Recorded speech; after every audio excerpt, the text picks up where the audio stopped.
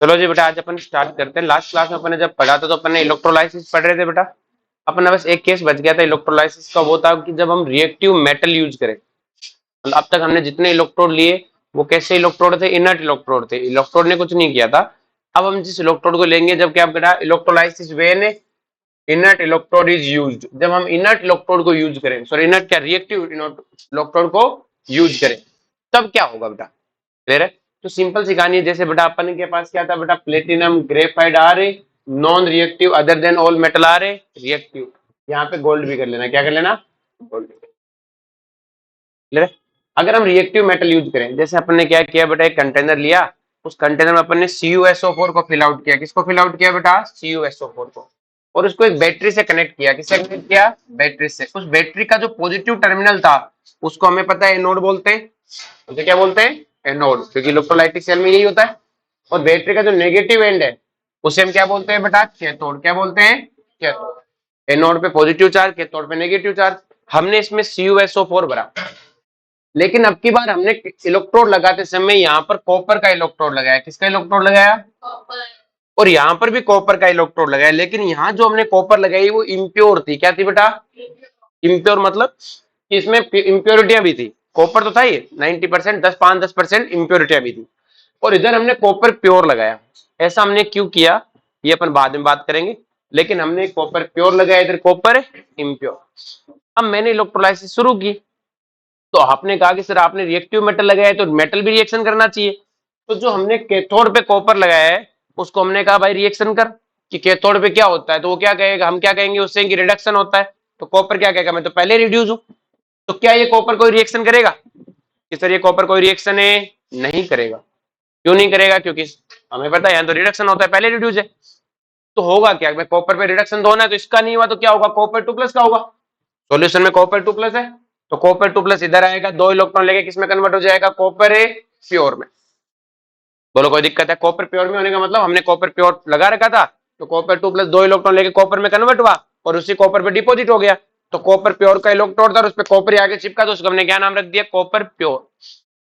वो प्योर वाले इलेक्ट्रोड पे गया था। अरे बोलो। अब बात आती है एनोड की। एनोड पे क्या होता है, ऑक्सीडेशन। क्या होता है? एनोड पे जाने के लिए SO4 2- तैयार बैठा है। लेकिन अब तक हमने जितने इलेक्ट्रोड लिए वो इलेक्ट्रोड खुद रिएक्शन नहीं कर रहे थे। खुद रिएक्शन है, जैसे अपन ने मान लिया, क्या नाम है तेरा, हिमांशु। कि मान लो अपना हिमांशु बेवड़ा है। क्या है बेटा? बेवड़ा है। फिर दारू पीने का बहुत शौकीन है। ये अपना क्या है कि बेटा दारू पीने का बहुत शौकीन है। लेकिन जैसे तुम्हें पता है गवर्नमेंट ठेके बांटती है, तो जिनको लोगों को गवर्नमेंट ठेके देती है उनका काम होता है दूसरों को दारू पिलाना, खुद नहीं पी जाना। वो जो बाहर से लेने आते हैं उनको दारू पिलाते हैं, आओ ले जाओ। तो अब तक जो हमने इलेक्ट्रोड पढ़े वो ऐसे ही थे। वो सिर्फ और सिर्फ क्या करते थे, एनोड पे थे, कोई आए वहां पे ऑक्सीडेशन कर ले, वहां पे आए और रिडक्शन कर ले। क्लियर है? अब मान लो अपने हिमांशु के नाम ठेका निकल जाए, इसने फॉर्म भरा गवर्नमेंट का ठेके का और इसका नाम ठेका निकल गया, तो ये किसी को और को पिलाएगा क्या? नहीं, ये कहेगा मैं ही पीऊंगा ये सारी, मुझे मरना पड़े लेकिन ये सारी दारू मैं ही पीऊंगा, किसी और को नहीं पिलाऊंगा। आ रही बात में? तो सेम कहानी यहां पर है कि भाई हमने क्या किया, कॉपर को लगाया यहाँ पे। अब तक जितने मेटल थे वो क्या करते थे, जितने इलेक्ट्रोड हमने लगाए वो कहते थे एनोड पे ऑक्सीडेशन होता है, जो भी आए यहाँ ऑक्सीडेशन करवा लो। हमने कॉपर को लगा दिया, और कॉपर को जैसे ही लोग यहाँ एनोड पे लगाया तो हमने कॉपर को कहा कि यहाँ ऑक्सीडेशन करवाना है। कॉपर ने कहा ठीक है, ऑक्सीडेशन ही करवाना है ना। हमने कहा हाँ ऑक्सीडेशन। तो उसने कहा मैं अपना ही ऑक्सीडेशन कराऊंगा। मैंने कहा क्यों? कि हमारा तो खानदानी रिवाज है, हम मेटल है, हम क्या है, और हमें ऑक्सीडाइज होने का सबसे पहले हक है। अब तक तो इनर्ट इलेक्ट्रोड थे, वो कुछ कर नहीं रहे थे, तो कॉपर किसी और को ऑक्सीडाइज क्यों नहीं होने देगा? जब हिमांशु के नाम ठेका निकल गया तो यही पिएगा ना सारा का सारा। अरे बोलो, सेम कहानी यहाँ पर। अरे बोलो, ये सारी सारी क्या करेगा, खुद ही पिएगा। तो कॉपर क्या करेगा, अपना ही ऑक्सीडेशन कराएगा, किसी और को ऑक्सीडेशन नहीं होने देगा, क्योंकि वो मेटल है और मेटल का काम क्या है बेटा, ऑक्सीडाइज होना। क्या काम है? समका क्या? तो सेम कहानी है बेटा यहाँ पे कि भाई कॉपर है तो ऑक्सीडाइज होगा। अब कॉपर यहाँ पे कौन सा इम्प्योर कॉपर है, तो उस इम्प्योर कॉपर में से कॉपर 2+ में टूट जाएगा। तो कॉपर 2+ किस में आ जाएगा बेटा, सॉल्यूशन में। किस में आ जाएगा? तो कॉपर टूट के किस में आ गया, कॉपर 2+। अब धीरे धीरे सारा कॉपर टूट के कॉपर 2+ के फॉर्म में सॉल्यूशन में आ रहा है बेटा। अरे बोलो। तो कॉपर टूट के किस में आ रहा है, कॉपर 2+। तो यहाँ पे जो रिएक्शन है कॉपर इम्प्योर टूट के कॉपर 2+ और 2 इलेक्ट्रॉन। अब यहां से कॉपर 2+ जैसे सॉल्यूशन में आता है, उस कॉपर 2+ को सामने क्या दिखता है, कैथोड क्या दिखता है, और कैथोड पे कैसा चार्ज है, नेगेटिव।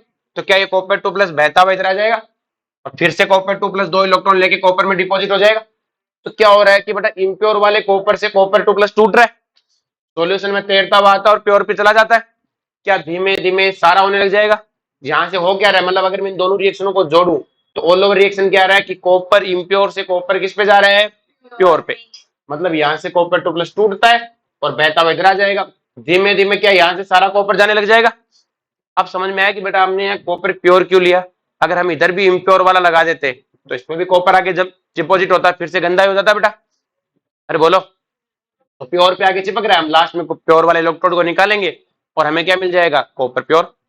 उसमें से उतार लेंगे कॉपर प्योर को। अरे बोलो। तो ये क्वेश्चन पूछता है कि हमें कॉपर प्योर को कहाँ लगाना चाहिए, कैथोड पे, कॉपर इम्प्योर को एनोड पे, ताकि वहां से वो ऑक्सीडाइज हो क्या ना लगे। अब धीमे धीमे यहाँ से कॉपर 2+ जा रहा है तो क्या यहाँ गंदगी भी बचेगी।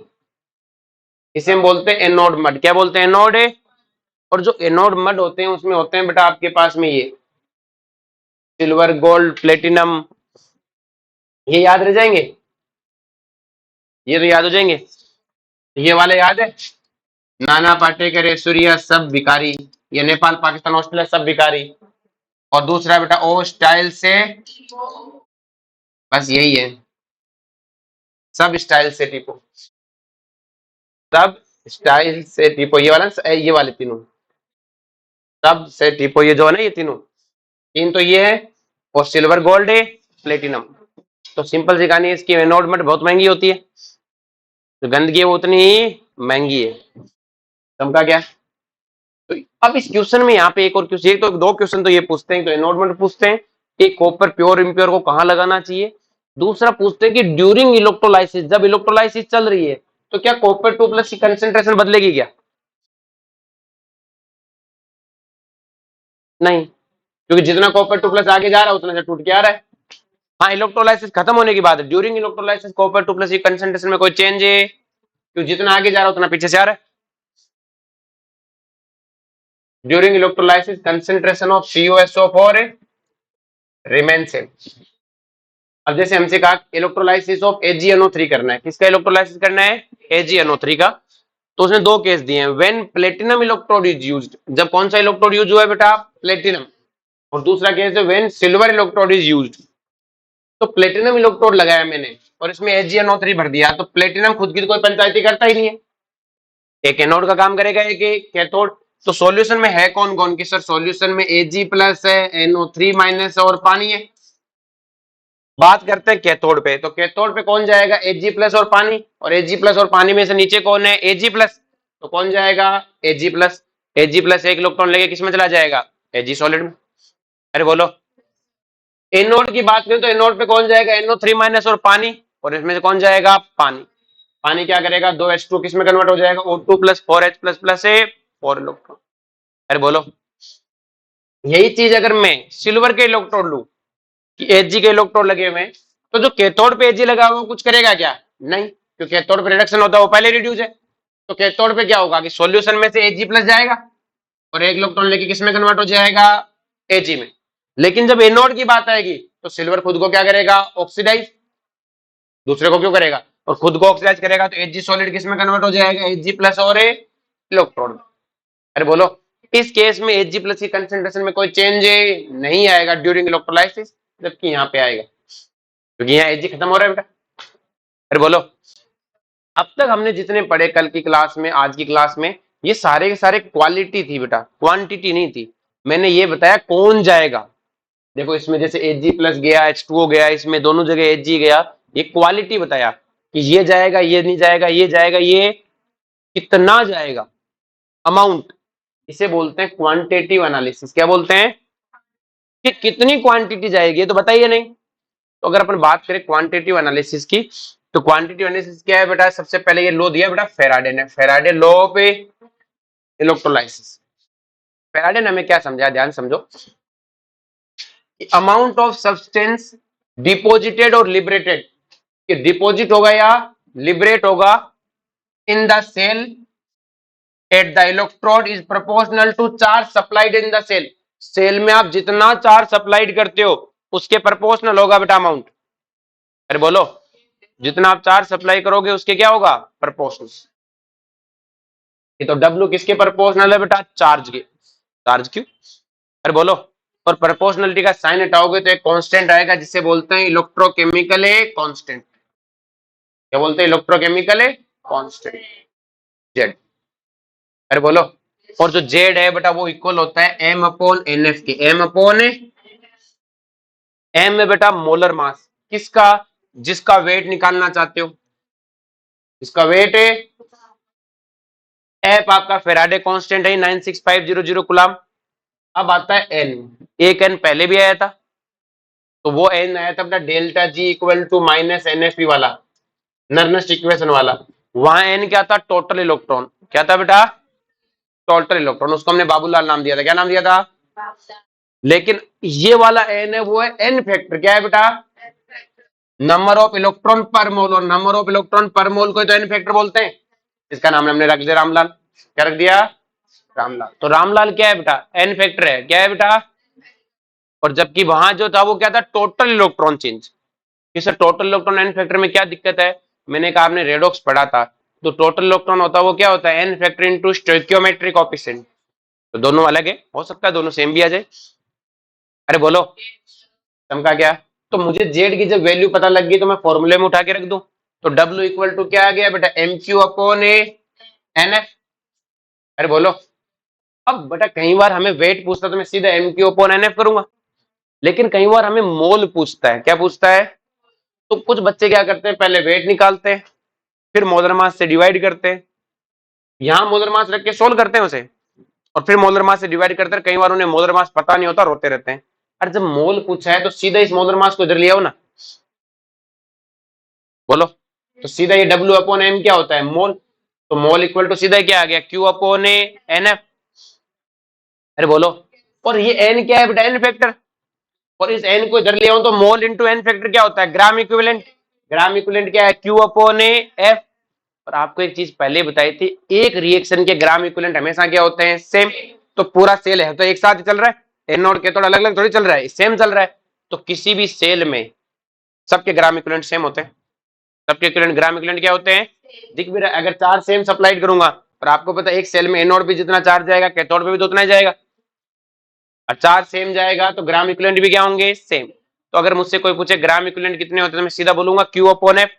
और इस ग्राम इक्विवेलेंट को कोई मतलब नहीं कौन डिपॉजिट हो रहा है कौन, अब सिर्फ चार्ज पे डिपेंडेंट है। जबकि मोल को एक बार फिर भी है, वेट को भी है। अरे बोलो, तो मैं बोल सकता हूँ ग्राम इक्विवेलेंट सबके सेम, ग्राम इक्विवेलेंट सबके। समझा क्या। नेक्स्ट देखो बड़ा ध्यान से, इसी चीज को हम फिर से लिख सकते हैं। हमें पता है जो चार्ज होता है बेटा वो क्या होता है, आई टी। आई क्या है बेटा, करंट। और टी क्या है, टाइम। तो डब्ल्यू इक्वल टू क्या आ गया बेटा, Z I T. W equal to क्या आ गया, क्लियर है। अब W equal to Z I T, Z की वैल्यू मैंने वापस रख दी एम अपॉन एन एफ। तो क्या हो गया, M I T upon N F. अरे बोलो, तो आपको पता है बेटा एन क्या है बेटा, मोलर मास को इधर ले आऊं तो क्या आ जाएगा, mole equal to I T upon N F. और एन को उधर ले गया तो gram equivalent equal to I T upon F. समझा क्या। हमें इस जेड की यूनिट पूछता है, तो हमें पता है डब्ल्यू इक्वल टू क्या होता है बेटा, Z Q. W equal to क्या होता है, जेड क्यू। तो जेड की यूनिट क्या होगी, डब्ल्यू अपॉन क्यू। और डब्ल्यू क्या है बेटा, वेट। वेट की यूनिट क्या होती है, किलोग्राम। और चार्ज की क्या होती है, कुलाम। तो किलोग्राम में पर कुलाम। अरे बोलो, या फिर कुलाम की जगह क्या लिख सकता हूं, एम्पियर सेकंड। अब देखो बात करते हैं अपन एन बाबूलाल में और रामलाल में क्या फर्क है, कि मतलब एन फैक्टर मतलब एन फैक्टर और टोटल इलेक्ट्रॉन में। जैसे ये रिएक्शन थी, ये इलेक्ट्रोकेमिकल सेल है बेटा, तो यहाँ पे टोटल इलेक्ट्रॉन निकालते हैं हम। किसी को पूछ लो जिंक से जिंक 2+ में गया 2 का चेंज, एजी प्लस से एजी में गया कितने का चेंज है, 1 का। लेकिन 2 एजी के लिए 2 का। तो यहाँ एन फैक्टर कितना है, सॉरी एन फैक्टर का टोटल इलेक्ट्रॉन कितना है, 2। लेकिन यही इलेक्ट्रोलाइटिक सेल जो भी हम पढ़ के आए ये वाला, अब इसके पर मोल देखना होता है। क्या देखना होता है, तो मुझे रिएक्शन में दिख रहा है 4 इलेक्ट्रॉन है, रिएक्शन में कितने इलेक्ट्रॉन दिख रहे हैं, 4। तो बताओ ऑक्सीजन के 1 मोल पे कितने इलेक्ट्रॉन है, 4। ये तो एन फैक्टर है, पर मोल इलेक्ट्रॉन का चेंज। तो इसके 1 मोल पे कितना है, 4। तो इसका एन फैक्टर कितना हो गया, अरे बोलो।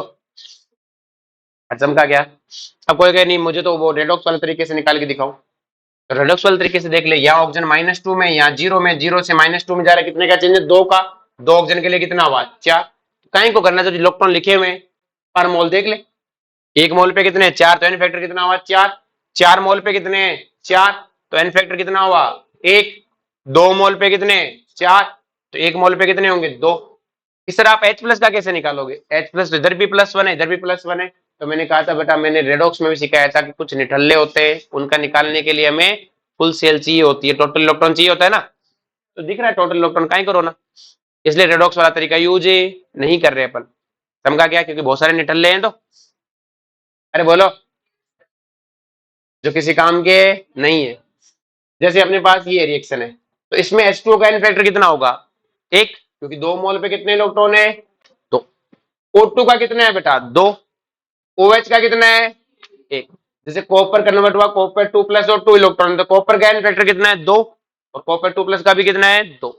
तो एन फैक्टर मतलब रामलाल और बाबूलाल वाले एन में डिफरेंस समझ में आया, कि जो इलेक्ट्रोलाइटिक सेल है उसमें एन फैक्टर है, जबकि इलेक्ट्रोकेमिकल सेल में क्या है टोटल इलेक्ट्रॉन।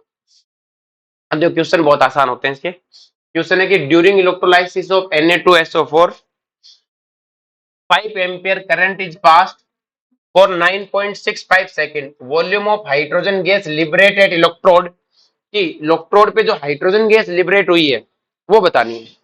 तो हमें पता है बेटा Na2SO4 एक्वस है, तो एक Na2SO4 एक्वस में कौन कौन है, कि सर Na प्लस है, SO4 2 माइनस और पानी है। अब मुझे पता है बेटा कैथोड और एनोड की रिएक्शन की अगर मैं बात करूं, तो कैथोड और एनोड दोनों जगह पानी जाएगा। अरे बोलो, एनोड पे भी पानी जाएगा, एनोड पे जब पानी जाएगा तो किस में कन्वर्ट होगा बेटा, O2 plus 4H plus plus 4A electron. तो एनोड पे तो कोई हाइड्रोजन गैस है ही नहीं। अरे बोलो, तो मैं एनोड की रिएक्शन पढ़ूंगी क्यों। कैथोड की बात करें तो जाएगा तो कैथोड पे भी पानी, क्योंकि दोनों जगह पानी जा रहा है, हम पढ़ चुके हैं। तो 2H2 इलेक्ट्रॉन इलेक्ट्रॉन लेके क्या बनाएगा H2 प्लस से 2OH माइनस। अब हमें पूछा क्या है बेटा, एसटीपी पर हाइड्रोजन गैस की वॉल्यूम पूछी है, तो वॉल्यूम तो नहीं निकाल सकते, मोल तो निकाल सकते हैं। तो आपको पता है मोल ऑफ हाइड्रोजन क्या होगा, IT अपॉन NF। करंट कितना दिया है 5 एम्पियर, टाइम कितना दिया है 9.65 सेकंड। ध्यान रहे टाइम हमेशा सेकंड में लेना है, किसमें लेना है, आगे बात समझ में। तो 5 into 9.65 divided by NF।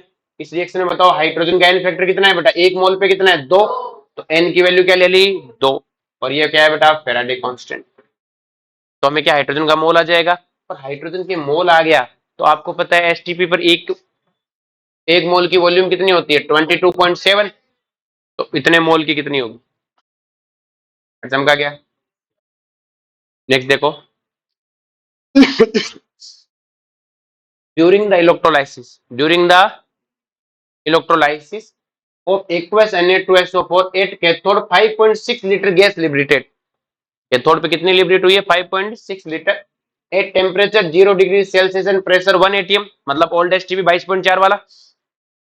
Find out weight of gas liberated at anode, anode पे जो गैस लिबरेट हुई उसका वेट निकालो, उसका क्या निकालो। हमें पता है कि एनोड की रिएक्शन ये है, कैथोड की रिएक्शन ये है, क्योंकि जाएगा तो दोनों जगह पानी। अब मुझे पता है कि जो हाइड्रोजन गैस यहाँ लिबरेट हुई है वो 5.6 लीटर है। अरे बोलो, अगर गैस की वॉल्यूम 5.6 लीटर, तो बताओ गैस के मोल निकाल सकता हूं मैं कैसे, कि सर 22.4 से डिवाइड कर दो। जैसे 22.4 से डिवाइड किया मुझे हाइड्रोजन गैस के मोल आ गए, और मोल आ गए तो मैं ग्राम इक्विवेलेंट निकाल सकता हूं, क्योंकि मुझे पता सबके ग्राम इक्विवेलेंट क्या होते हैं सेम। और मुझे पता हाइड्रोजन का यहाँ एन फैक्टर कितना है 2, तो बेटा मोल इंटू एन फैक्टर क्या होता है बेटा ग्राम इक्विवेलेंट। तो क्या मुझे हाइड्रोजन का ग्राम इक्विवेलेंट पता लग गया। जो इसका ग्राम इक्विवेलेंट है सोचने की जरूरत नहीं, वही ऑक्सीजन का है, क्योंकि इस एनोड पे जो रिएक्शन है वो ऑक्सीजन है, तो ग्राम इक्विवेलेंट ऑफ ऑक्सीजन आ गया बेटा। अरे बोलो, और अगर ग्राम इक्विवेलेंट ऑफ ऑक्सीजन आ गए तो हमें पता है ग्राम इक्विवेलेंट क्या होता है मोल इंटू एन फैक्टर। और यहाँ ऑक्सीजन का एन फैक्टर कितना है, 1 मोल पे कितना है 4, तो एन फैक्टर कितना है बेटा 4, तो मोल कितना आ जाएगा बेटा 1/8। और अगर मोल आ गया तो आपको पता है मोल इंटू मोलर मास क्या होता है बेटा वेट। अरे बोलो, हमें ऑक्सीजन का वेट आ गया, समझा गया। नेक्स्ट क्वेश्चन है बेटा, if 5 ampere current is passed, if 5 ampere current is passed in aqueous solution of CuCl2 for 9.65 minutes. The volume of gas liberated at electrode if efficiency 60%. जब भी एफिशिएंसी वाला part आ जाए ना बेटा कि एफिशिएंसी इतनी है, एफिशिएंसी उतनी है, तो मतलब क्वेश्चन में दिक्कत है। क्वेश्चन में क्या है बेटा? दिक्कत।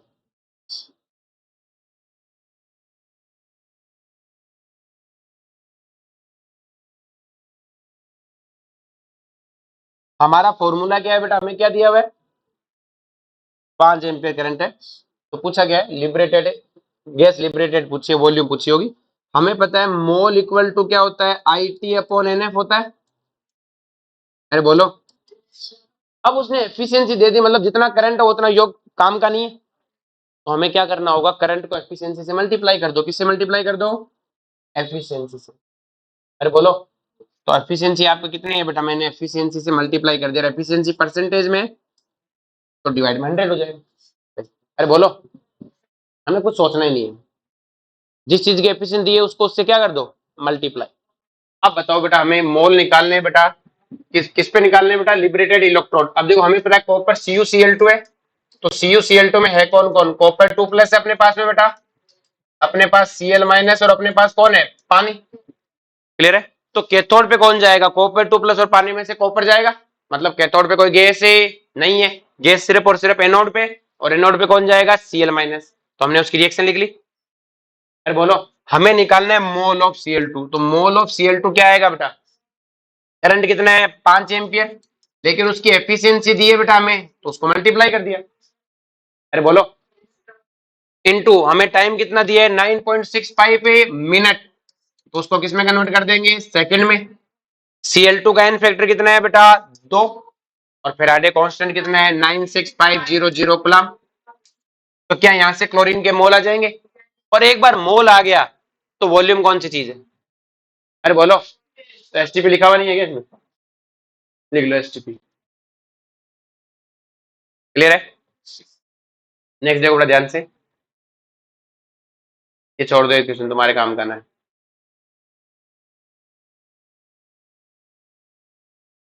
नेक्स्ट वन है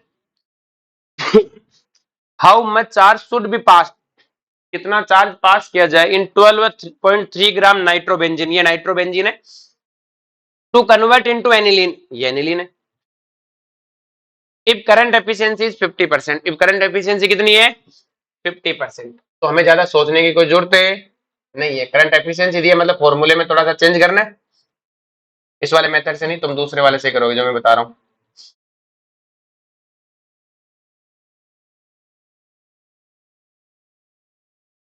देखो सिंपल सी कहानी है। हमें क्या दिया है बेटा? इसके क्या दिया है बेटा? वेट दिया है। तो ये देखो, ये नाइट्रोबेंजीन है, ये एनिलीन में कन्वर्ट हो रहा है। तो नाइट्रोबेंजीन में नाइट्रोजन है वो +3 में है, किसमें बेटा? और एनिलीन में जो NH2 है वो किसमें बेटा? -3 में। किसमें बेटा? तो +3 से -3 में जा रहा है, कितने का चेंज हुआ? 6 का। मतलब कितने इलेक्ट्रॉन एब्जॉर्ब हो रहे हैं? 6।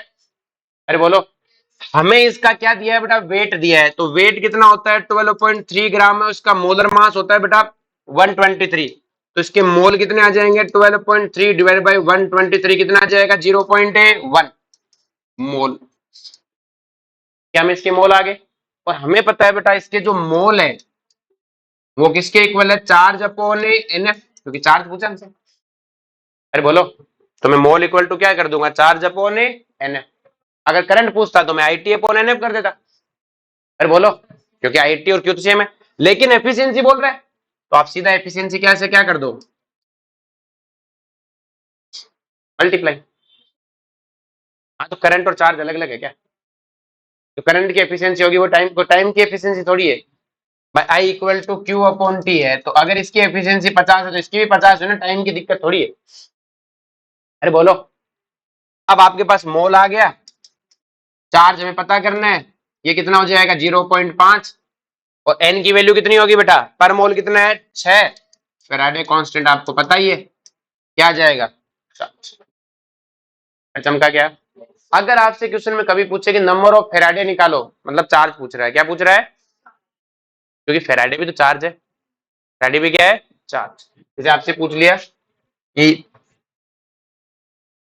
एल्यूमिनियम 3+ है, वो 3 इलेक्ट्रॉन लेके एल्यूमिनियम में जा रहा है, तो इसको कितने फेराडे चार्ज चाहिए? 3 फेराडे। अरे बोलो। और किसी की 1 ग्राम इक्विवेलेंट को डिपॉजिट करने के लिए कितने फैराडे चाहिए?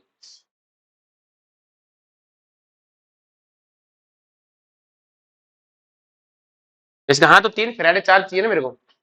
इसके 1 मोल को डिपॉजिट करने के लिए मोल 1 है, तो Q अपॉन ए 3F, 3 फैराडे हुआ। लेकिन मैं किसी का 1 ग्राम इक्विवेलेंट डिपॉजिट करना चाहूं तो कितना फैराडे चाहिए? क्योंकि 1 ग्राम इक्विवेलेंट क्या है बेटा? ग्राम इक्विवेलेंट का फॉर्मूला क्या है? Q अपॉन एफ ही तो है, उसमें एन है ही नहीं।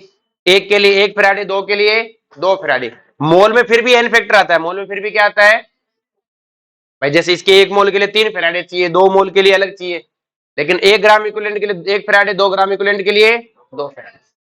समझा क्या? इसके बाद अपने पास एक छोटा सा इसके एक पार्ट रह गया, उसको लास्ट में कर रखा है, पर मैं तुम्हें पहले करा देता हूँ।